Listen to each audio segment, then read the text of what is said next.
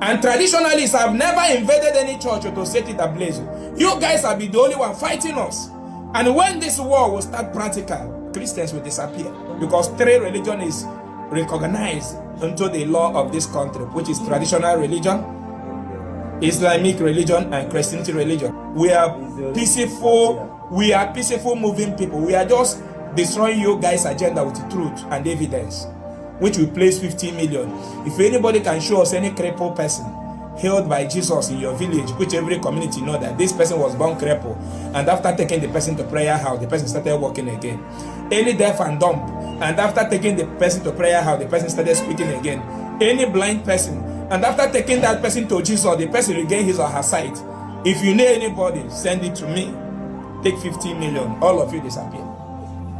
You keep on brainwashing my people, setting my people's way of worship ablaze, showing that you have power, but you don't have any power to go and challenge Boko Haram. You don't have power to go and fight Boko Haram. You don't have power to go Sambisa Forest. You don't have power, right? No problem. Yes, more complaints are coming.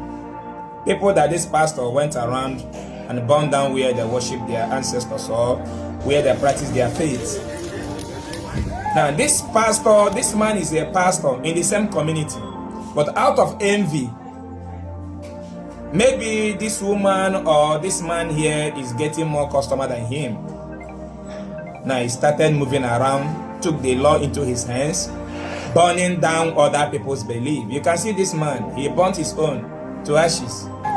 Onne is a peaceful community. I don't know why you're involving Onne in this.